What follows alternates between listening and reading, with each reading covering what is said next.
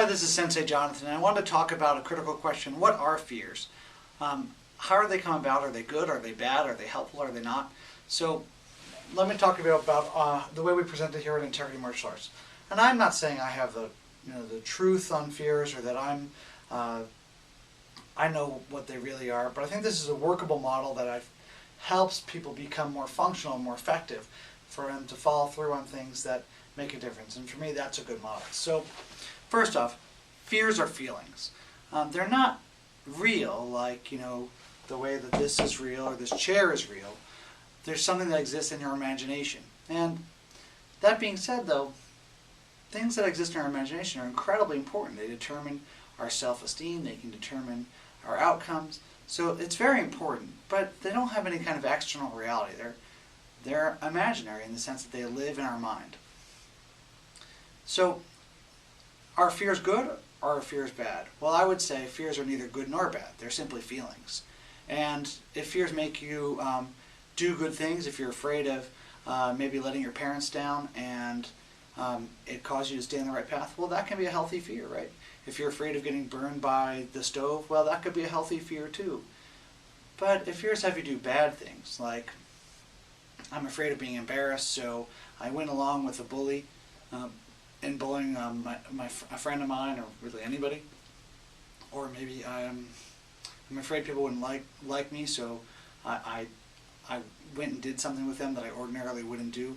It's against my beliefs. That's where fear can be bad. So, fears are feelings where we anticipate some kind of negative outcome, and they can be good if we do good things with them, and they can be bad if we do bad things with them. So let's talk a little bit more about the nature of fears. What is it that we're afraid of? Typically, what we're afraid of is we have some expectation, some fantasy, some hallucination that something bad is going to happen as a result of the thing that we're afraid of. So I see a dog, and I'm afraid that the dog is going to jump on me and bite me and hurt me. Or I see a ledge, and I'm afraid, oh, I could fall off that ledge and die. Or I'm afraid of, a spider, and my concern is a spider's going to bite me. Or I'm afraid of the dark, and I'm afraid that in the dark that something's going to come and hurt me, but I can't see it. So fears are typically not about things that are happening in the moment. We spend most of our time afraid of things because we're all afraid of things.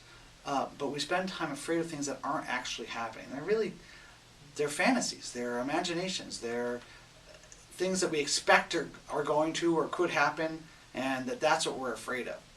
But when we really get afraid, those things appear to us as real. I actually have noticed, I'm afraid, when I get home I'm going to have an argument with my wife, and then I find myself getting, aggravated, or I'm afraid that my daughter or my son is in danger, and I find myself getting scared, even though there's no evidence whatsoever to support what that or if there is kind of hinky, right? So fears are where we typically falsely expect something bad to happen, and that feeling, that expectation creates a feeling in us to the point where we're almost reacting to it like it's real. So it's a great acronym, and I've heard it in a number of different places. I know Tony Blauer uses it. It's false, that's F. Expectations, that's E. Appearing, that's A. Real. So false expectations appearing real. And I think it's a useful thing to understand that what fear is separate from our feelings of fear. Thank you.